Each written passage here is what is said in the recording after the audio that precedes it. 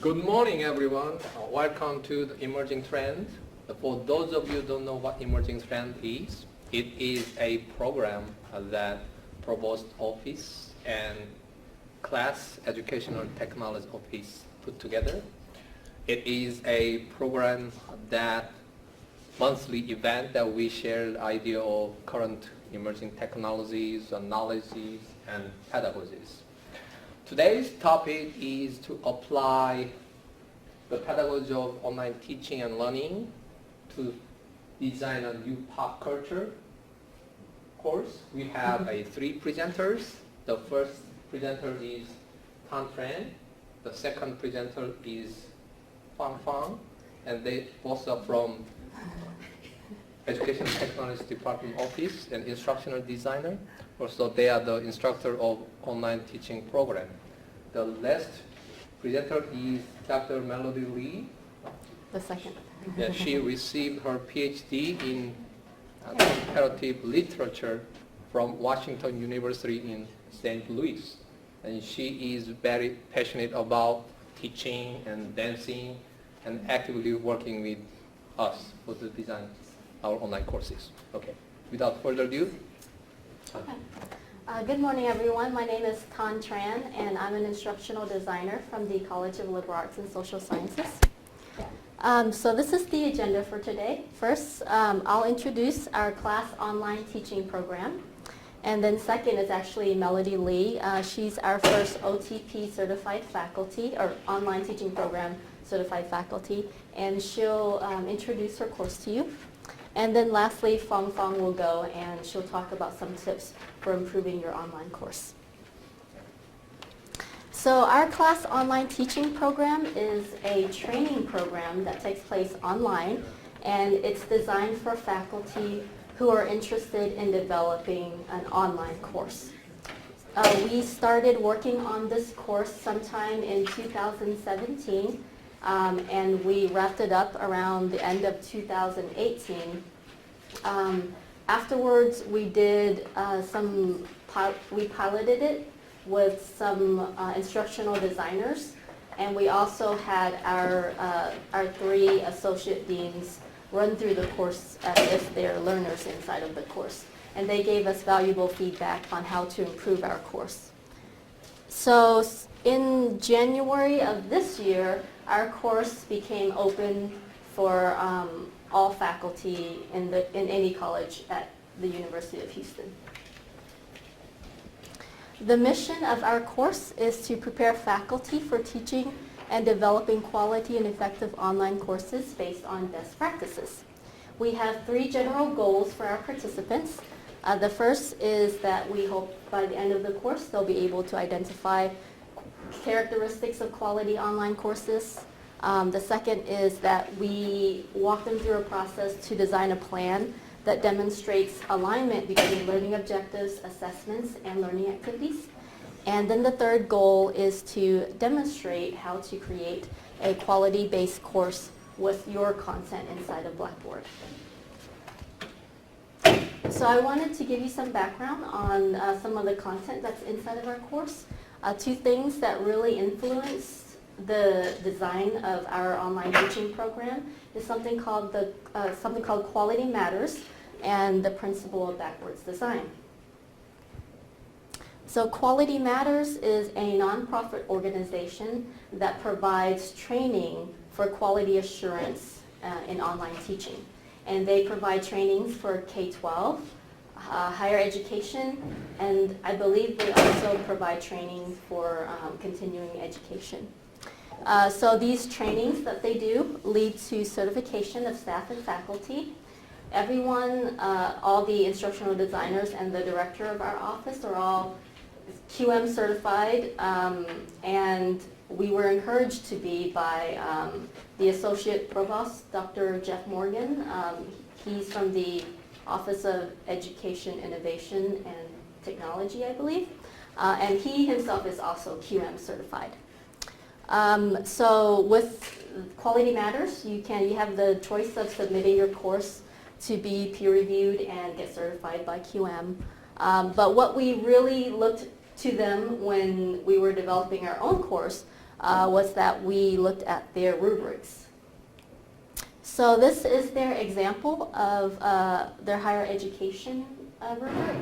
And this is their generic rubric. So they also have a very, very detailed annotated rubric that's like 50 pages long, I think, that elaborates on this. But anyways, we use this rubric to select some goals and objectives for our own course. So earlier I mentioned something about the principle of backwards design and how this influenced the content of our course. So this principle just says that when you design a course, you start with your learning objectives, and then you develop your assessments, and lastly, you choose your learning activities. And so just to better explain why this is called backwards design, this is just a diagram of a more traditional way of designing a course, and then the backwards design way. So the traditional way, an instructor would choose the learning activities first. So those are things like readings, lectures, research, presentations, discussions, homework. And then from there, they develop their assessments like projects, tests, papers, and then they derive some grades from that. So the backwards way is just kind of the opposite of that. It just says first you should start with your learning objectives. You have the end in mind when you start, and then you develop your assessments and then your learning activities. And that just helps improve the alignments in the course. So this is how it all comes together. This is our online teaching program inside of Blackboard. When you first enter into it, there's a welcome message, a start here area, and then a list of the different modules, and there are 7 modules. This is an overview of our course. The first 3 modules in our course is about the planning part of teaching. So it's not just teaching online, just the planning part. And module 1 is called Developing Quality Online Courses Based on Alignment. And this module discusses learning objectives and quality matters. And module 2 is about aligning assessment with learning objectives. And module 3 is about learning activities. Then the second part of our course is about the structure of an online course, and it's called Module 4, Organizing Your Course. The third part is about accessibility, and that's Module 5, Text, Media, and Accessibility in your course. And the part 4 is about online presence. It's called Module 6, Establishing Instructor Presence, and that's about interaction.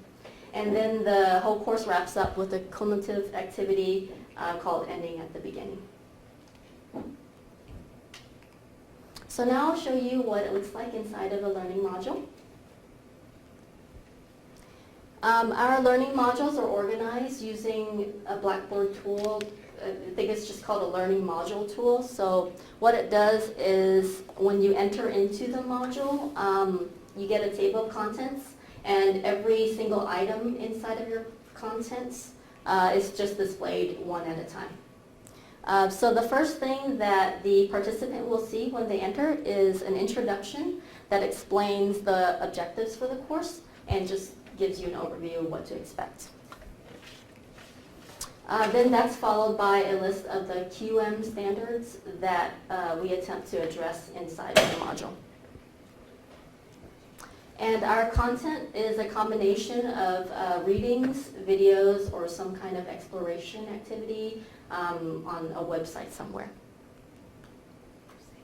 We also, for most of our modules, not all of them, but most of them, we include some sort of a self-check quiz with immediate feedback. And we do this just so that you can self-assess, but also to give the faculty some kind of experience of taking a test online in Blackboard, just so that they can see it through the student's perspective. And lastly, we wrap up each module with some kind of assignment, which is to just, from the readings or the materials, just try to apply something inside of your Blackboard course or a blank Blackboard shell, which we request that you have ready before you begin the course. So here is a list of the outcomes from our course. In modules 1 through 3, we ask that the participant produce some kind of course plan that lists objectives, assignments, and activities. Now, our online teaching program doesn't require someone to build a course like from the ground up with lots of details and stuff. We just ask them to just try something in their course. So listing objectives, I think we only ask them to list 2 or 3 objectives. And we don't ask them to submit a whole test with all the answers and stuff, to just list some ideas on how they would approach selecting the assessments for their course. Okay, so that's kind of what that looks like. And then in Module 4, we ask that you choose one part of your Blackboard course, not the whole thing, just one part. Could be a folder or the menu area, and just organize it. Module 5 is choosing one item from your course, maybe a PowerPoint slide or a document, and try to apply some accessibility recommendations to it. And then Module 6, creating a course welcome message. And Module 7 is a culminating activity. So a very short reflection paper, or you can have an online meeting with us. Okay. So currently in October, we finished the 5th iteration of our course. And we're taking a break from now until January, because there's just so many interruptions with the holidays and everything to really proceed with the course. So we'll start again in January. The course cycles every 2 months. And during the course, we send out weekly reminders, but it's a completely self-paced course. Anyone who takes it can work at their own pace. You can finish it all in a day if you want to, and that's very possible. You can do that. Or you can go along with us week by week with our weekly reminders. We do have support from our dean, who is actually the one who asked our associate deans to run through the course themselves as participants. And whenever someone finishes the course from class, or even recently from outside of class, he signs off on a certificate of completion. So we have something called a CLASS online course grant. This isn't something that's public. So what it is we kind of keep an eye out on CLASS faculty who are going through the course. And when it seems like someone who is doing really well in the course, we might approach them about writing a proposal for this grant, which our dean funds. So we've had 3 people receive the grants for this, just to build a course from the ground up, right? Because earlier I said this course kind of just walks a faculty through building little bits and pieces of a course. But with this grant, it gives them resources to really, build something, starting with your learning objectives all the way to whatever it is your last activity is. Okay? So this leads me to the next part, which is Melody Lee. She is the first faculty who completed this course and received a certificate, and also received the online course grant. So I'm going to hand this over to her, and she will tell you more about her experience inside of our OTP and her own course. Okay, here we go.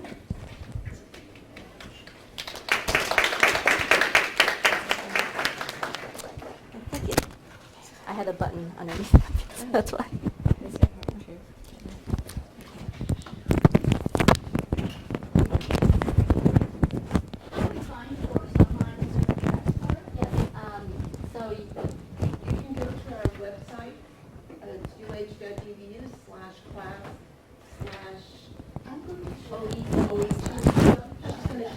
It's on my phone right now. I'm watching. Are you ready? Yeah. It's our website, but that's what we should show. Complete process of registration. Oh, morning, everyone.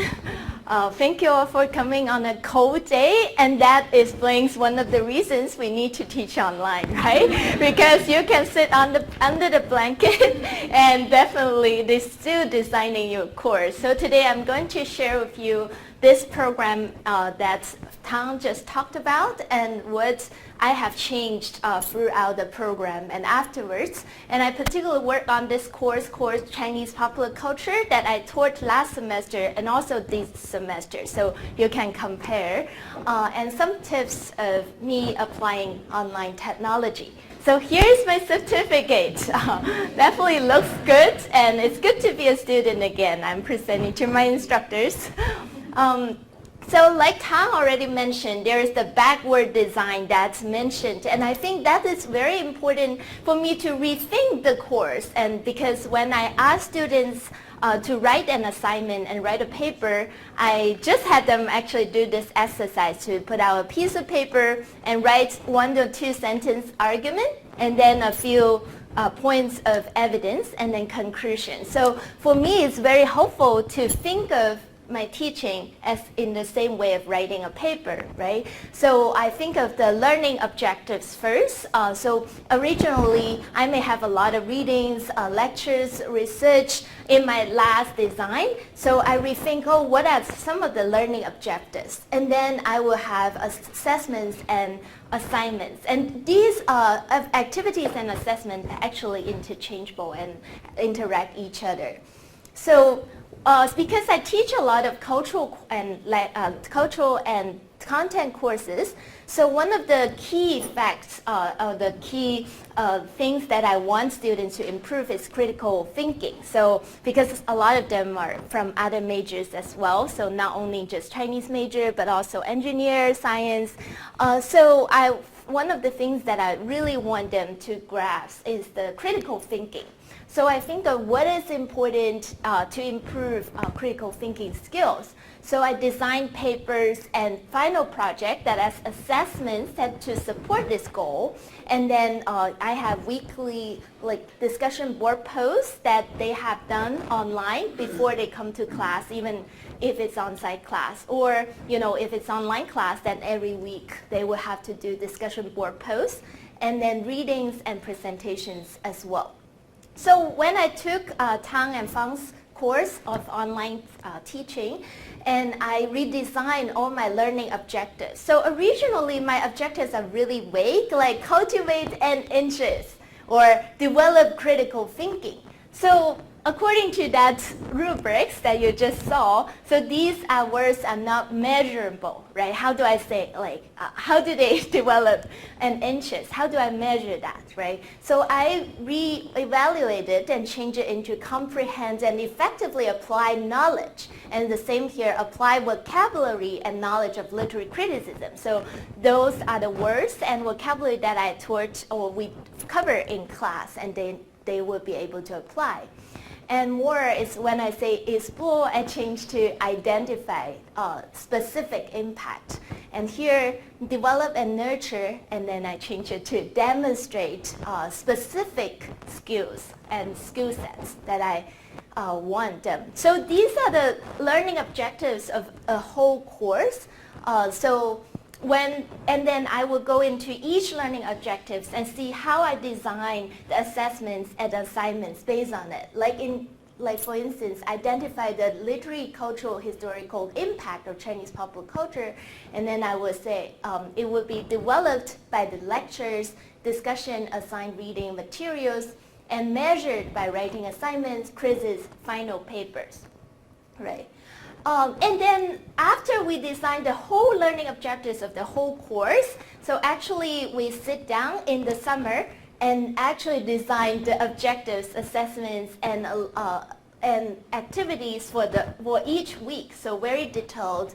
And so this is the alignment grid that Tang just talked about. So we make so each class, as you can see here, there's a transition and transformation of the objectives that they learn. So from just telling and naming in the beginning, and then from week, I like to make my course like a book as well. So I have unit 1, 2, 3, and each unit I also have a few weeks to cover that. So going into unit 1, it starts to go into analyze something, recognize something, discuss something. And then later, unit 2 or 3, you can see more of evaluate, explain, or create So there goes into the transition of the objectives as well. So here is what it looks like in terms of the organization. So Tang already talked about organization is part of the week objective of their class. And we actually did a midterm survey with students of this class, and they did it, so it's anonymous. A lot of students do say they really like the structure of the class, so it's very clear to them, what they need to do in week 1. So if they lack of last week, they know, going into week 12 now and what I need to do each week. So each week I open with a introduction message, just like as if we are seeing them, what message I have, and then each week I list objectives clearly, and followed by checklist. So after that, I also send an email on Sunday night or Monday morning. So my course is a little different from their course, which is self-paced, and then you can choose to finish any time. I still prefer students to chase a timeline because that's easier for them or me, because I had experience last semester that students do not start their course until the final 2 weeks, and it's impossible to finish the course. And also it's a lot of grading for me. So I decided to do it this way. So every week I would send out a message. This is a week about Chinese dance, which is interesting. And so I would list out an introduction message, objectives, and checklists. And some other information that I have. So each week I also send out a message like that. So this is what it looked like in the last semester. You could see it's dramatically changed. So this I didn't put out any, so it's still with weekly folder, so it's kind of clear in some way, but it's not clear, what week, what's the date belong to which week. And then in this page, it has an oversized picture, so it's not as nice as well. So we built a lot of content.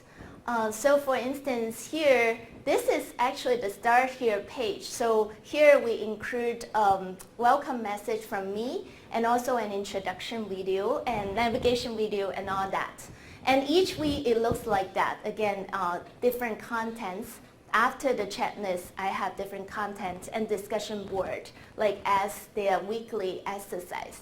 So Tang also talked about, in their module 7, I remember, it's the instructor presence. I know a lot of you like to teach on-site classes, and me too, because we can interact with students very closely. So one of the things that I emphasize is to use other ways to establish the instructor presence as we have. So nowadays, have the technological tools that we can do that.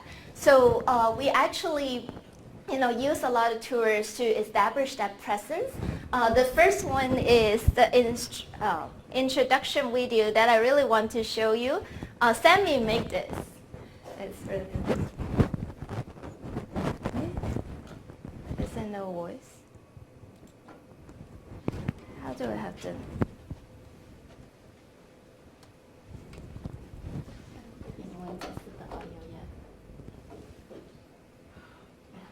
Sorry, there might not be audio. Yeah. Program to use. What program? Is it with music? Sorry. Yeah. So no audio. I guess I need another certificate for that. Just watch the video side of it.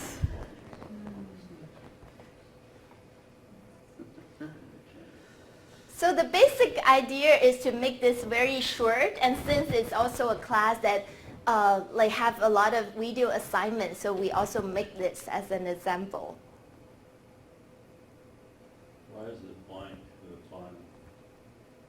final? That they can fill in. So, So they have different options. Yeah.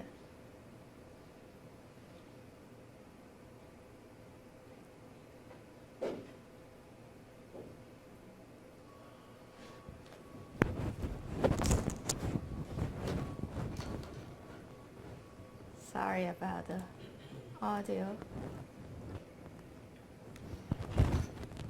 Also, I use Padlet for different reasons. So in the beginning of the semester, I wanted them to think about what do you think of popular culture is. So they may have experience in other classes about other pop culture and what the imagination of Chinese pop culture. So I have them do research and post different terms of Chinese popular culture. So at the end of the class, after a whole semester, that we go back to evaluate. So this is Padlet, one of the walls that create some kind of online blackboard, since we don't have actual blackboard. And then I also have Zoom meetings, not only with my own students, but also we have, I invite a couple guest speakers to have Zoom meeting with them. And discussion boards, as I say, we have it weekly, and then instant feedback and emails, like I say. So in general, I'm very passionate about teaching with technology, and one of the most example is, we have a great instructional designer team, and they help a lot. And then, we try to think there are all things that we like. The concept maps we already use in class. We already have students write, very succinct essays, and online and blackboards and whiteboards that we use in class. But all these platforms can actually be produced online as well. And nowadays we also have all these tools, Dropbox, Google Drive, Twitter that students are already using. So it's hard to resist. And it's very interesting to me and also for a lot of students to connect with them in a different platform. So I strongly encourage you to join me in this journey. So next I will invite Fang to introduce some details of how we review the course and how it comes to it. Thank you. Thank you.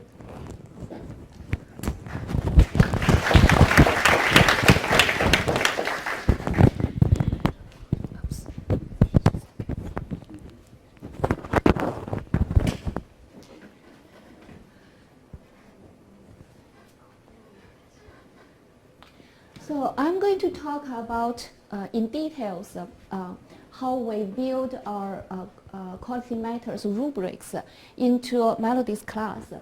Her class was designed like 1 or 2 years ago. She had tons of very valuable content. So what we have done was to trying to make those, her content look like pile of pearls. And we just try to use thread to make those pearls a beautiful necklace. So the basic rubric we use, like Tom already introduced, is learning objectives. That can be the essential of a class design. And for the learning objectives, there are some standards or requirements in quality matters. And we checked about those things. First, the verbs or the objectives you describe have to be measurable. So you can see from Melody's examples, she removed those blurry verbs and made it more clear to students. She used acquire and then she changed it to identify, apply, those kind of things. And it has to be consistent. So you have the higher is the level of goals for your class, and then you build your objectives. They need to be consistent with each other. So your objectives can help students to achieve the final goal. And then when you write learning objectives from your students' perspective, not what you want them to do, but what you think they can gain at the end of this class. So Melody has shared a lot of good improvements about that. I'm not going to give example. Let's just see the next one. When you have your learning objectives, the next step is you have to design your content, activities, and also the measurement. And as a faculty, we know that you're very knowledgeable and you have tons readings, resources you want the students to read and access. And you have good ideas. Oh, that's a good activity they should do. But when design a class, what is the relationship between your goals and activities? and the final assessment. So the golden rule is alignment. That is, when you design activity, it should help your students learn their learning objectives. When you design assessment, that should, though they should make use, they should be able to make use of those learning activities, and the assessment can evaluate whether they have achieved the goals, not evaluate something else. So that's the first one, is alignment. And about assessment or activities, it has to be clearly stated and explained to students. And we also, and QM also suggests multiple ways to provide assessments. Of course, timely feedback. I know that's all of our faculties are very good at that. So let's see an example. That's her before the redesign. That's what Melody submitted to our online teaching program about her activity. So this is like a very regular midterm paper. There's like word limitation, and it's around a central argument or problem related to one of the course themes. I'm not knowledgeable about that, so when I read that, I was thinking, what is the crucial problems about that? And that's her revised project. So in her introduction, you probably have seen that she required students to do a lot of readings and movies, and also because it's a pop culture, there's a lot of like events, music, theaters. So for midterm project, she gives very detailed instruction about your favorite band or music event or TV. And also how to do that is integrate visual aids, clips, artwork, music, posters. So it gives the students more chances to rethink and review the activities and the resources they have learned, and make those things to be a building content for their own project. So let's see. And the next QM rubric is about learning activities and the learner interaction. Alignment is still the golden rule, that everything in your class should be worked together consistently and seamlessly for your learning objectives. And also is active learning. Melody talked about a lot, like how to keep communicated with the students. So based on her ideas, when she brought this class to us, she had those activities she wanted to do.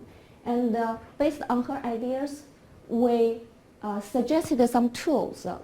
Another instructional designer in our office, Jing Yuan, she helped her a lot about finding the right tool to make things really happening in her class. So just a couple examples, like discussion, like YouTube videos. We also use the library Canopy, I think it's a database, movie database. And the Padlet is good for like students to communicate and interaction. And Zoom is now free, not free, it's now available in the entire University of Houston, if you don't know, just for your information. And you can get a license for 1 year for only $45. But if you want to purchase more like a cloud-based, you probably have to pay more. But if you want to use, this is a good tool for online meeting. You can share your desktop, you can have chat, you can have a polling, you can have a whiteboard. So that helps, especially for online class, faculty and the students to know each other and to communicate with each other. And let's talk a little bit more about accessibility. We all know accessibility is important, and the faculty have done a lot to make this resource available in syllabus. However, recently the attention, the focus for accessibility is increased. And in the Blackboard, there's not really a requirement, but faculty need to make sure every online content should be accessible by disabled students. Like if they have impaired vision, impaired listening, you should still make your content available to them. And how to check whether your content is available? There's a line tool in Blackboard. It's not available now, but it will be very soon available to faculty. Basically, when you run a line, this is the result for like entire Blackboard course. It will be seen that in your own course, you will see how many items you have and whether how much of them are accessible. And it will give you a list of the problems in your class. If you click that, you can see the file that with the problem. And we run like maybe hundreds times of a line for a class, and it was good. It was pretty good at the beginning, and eventually it was like 96% achieved. So the major problem was scanned PDF. It has to be converted to OCR so that online reader can read your content to like a vision impaired student. The video need to be closed caption, and like images or tables or those kind of things in your Blackboard content area need to have alt text. So let's see our solutions. So for the OCR, the PDF, we use Adobe Acrobat Pro VC. This software, it has a tool that will convert your file, and we converted all of her PDF to the OCR files. For caption and transcript, if you have, as a faculty, if you have a student who identified as a disabled student, you can require the captioning or interpreting service from Disability Center. It's totally free. If you don't have a student, but you want to improve your content, you can use YouTube closed caption, Google voice typing, and Office 365 dictation. We use those tools. First, they're free. Second, they are the maybe most accurate and user-friendly tools we have found so far. I mean, there are much more better tools, but you have to pay for that. So if but those three tools are pretty popular and good to use. And if you need help, feel free to contact, if you're a class, contact us. If you are in other college, you have your own instructional designer, you can ask for help from them. And there's also a tool like cheat sheet. It gives you step-by-step how to add alt text, how to make your table accessible in each different type of software, like Word, PDF, PowerPoint.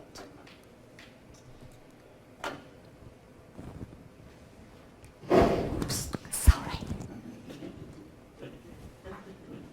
And regarding like a course overview, introduction, and instructor present, I make them in one thing because it's all like how faculty make this class content and the structure available and clear to students.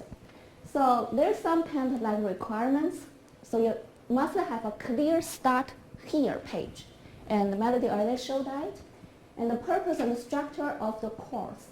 And also alignment is explained. Students need to know, oh, why I'm required to do that? Because I need to learn this learning objective. And the professional and easy navigation. Let me just show her class. That's her start here page. Originally at the beginning it was like a paragraph about herself. It was very good. But then gradually she added her picture, a pretty picture, I think taken in the summer. Yeah, just taken in the summer. And then the course introduction video she just showed. and how to navigate the course. Because students, especially for those who had never taken a class, they may be like very lost for them when they are in a class. So from start here, they can see that. And we also have a technical resource. Those videos were made in our office and to tell them how to use Blackboard. Okay, so about 1 month ago, in her class, we did a student survey. Mainly we want to know how students feel this online class and whether they think what we can do to make improvement. And the survey is here. We try to make it not just like a yes or no or multiple choice questions. We want them to give us more feedback, like open-ended questions. And the result was pretty good. We have 24 responses out of 30 students. And the average is 4.63 out of 5. And we asked them some questions. We get really good response. Like what are weaknesses? Students mainly focused on the learning objective and assessment. So you can see that. So what is the A? Students want more examples. And this is about content. And this is like objective at the top of the page. That students really want to know that before they even start their class. A good thing is they think it's very organized, and they want like more significance included. And there's. If I may interject, the question was about the learning objectives. The answers didn't even match the question. So even though some things may have been graded down, it didn't even answer the question. So it turned out we were pretty good. Yeah, but they give useful information. They gave other information. Yeah. so sometimes you ask for apple, they give you orange, but both of them are good. And that's just the quickly overview of their answers. Very positive. Most of them said yes to our questions. And I think they like the class. And regarding tools, so they answered like they like those activities. And the good thing is when we ask them, we try to see whether this class helped them to get more interest in other Chinese class. And they're very, I think people like a culture class, like this one. 11 students want to take a 3301, that's a language class.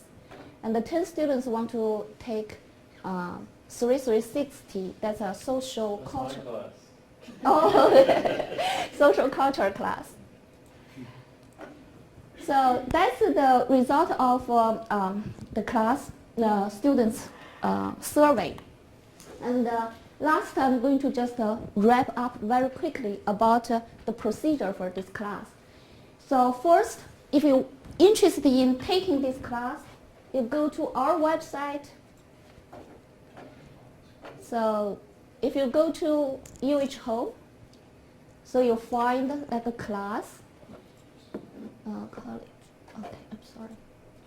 I always go to the website directly. But basically, you go to UH Home, your class website, Office of Educational Technology, that's us. And there's in our website, there is an online teaching icon. And now we have open for next year. We have 5 sessions for next year already available. Feel free to register if you're interested in. And this class is self-paced. So you can register anytime. You can now register for next summer. And also, we give a lot of flexibility. If you can't finish in one section, you can stay until the next section. So You don't need to rush. It's just you plan your time. And instructional design team support, in each session, we support faculty. So if you have questions, feel free to ask us. And if you want, if you don't know how to combine this one with your class, and you see, just email us. And you need special accommodation, that's totally no problem. And connected to a real course, like Tom already said, you are going to do a little bit in this class, that's something regarding your class, and then when it is done, you can readily use that in your real class. And you need to have a shell. It's ideally you have a shell, so you can build directly. And so far, we have offered 5 sessions. 8 faculty already completed the course. That is much better than what we expected, and including both CLASS and other colleges. And 3 have been funded for online course design. The funding is mainly help them to make something they want to use before but not, and then this time they have the chance, they have video recorded in our studio. They purchased some kind of new tools, and also the stipend for if they want to hire a TA or something, they can do that.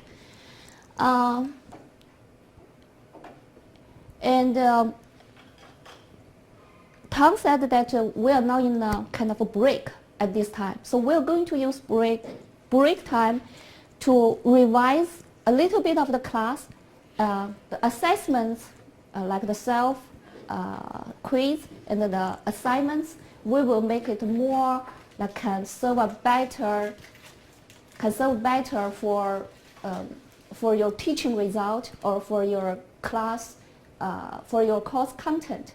And accessibility, when we designed that, it was 2017.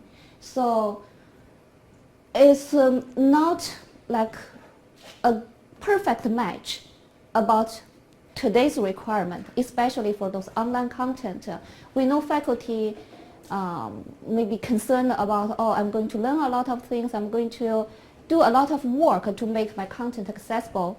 So we are trying to improve this module to introduce more ways, easy or free tools, and also we probably will provide more resources for faculty to improve accessibility. And last, I just want to say, I don't know whether you go to a faculty cafe. I like that place myself. And Tom and I, we're going to do an online teaching program workshop next Wednesday and Thursday, 10 to 11 at the faculty cafe. So you come enjoy coffee and bagel and talk with us if you like. And the last is questions and discussions. So, sure. So, Professor Lee, Padlet, what does Padlet offer you and offer the students? Yeah, so I like the Padlet, for the beginning of the class, and I also use it in the middle in some what's it for? classes. So it's just like a wall. It's like a wall? wall, and you can post either comments, words, text, or videos as well. Okay. So I use it for both introduction for them to, online give their self-introduction. So you can either do text or video. So some people are more, and then another is have them post the terms. So I think that whenever we were working on designing Melody's course, we asked her, why she didn't use she didn't like the Blackboard tools, and one of it was that she, wanted to embed video and to embed media into the discussion, and so that's why we recommend. That's a deep topic. Why people are unhappy with aspects of Blackboard. Thank you. Actually, so this is more of a general question. Does anyone else have a question about the presentation today? Because I'm wondering about discussion boards. In a class, like in a physical class, you don't share people's names. I mean, you can, but typically you don't give out everyone's information. And I've always felt like it's kind of odd to, when you do Blackboard, it shows, I mean, is there a way to limit, other than anonymous, is there a way to people to have an identity so that they don't all know who each other are? And, you know, wonder about people who are like these sketchy characters who show up in classes or online, and it's just like, seems to me a little creepy sometimes when, you know, to have people in there. I don't know, it's just big, what I'm saying really is like we don't really allow that in a physical classroom, but then all of a sudden you go online and everything's like free for everyone somehow. And there's not the privacy that people might like to have in a discussion. So are you talking about the introduction, Just self-introduction? like weekly discussion boards that could be like on, you know, what about spontaneous Chinese dancing or something like that, I think was one of the topics. So it seems like the grading feature, if you have them anonymous, I think it would be nice if everybody could be anonymous, but then you could give the grade, but the teacher doesn't know, and then the grade shows up somewhere in their column. And the student sees it, but no one really, it's such a different thing to read people's comments when you don't know their name, because it makes you be a little more open-minded. So I feel like the discussion boards kind of prohibit that a little bit. In discussion board, you can make post anonymous, and also like Yeah, but if you want to grade it, you can make the grade like complete, incomplete. right? So That's what I'm saying. If you Yeah. want a numerical grade. Yeah, numerical. There's another things like there are like peer review tools in like intent in and assignment.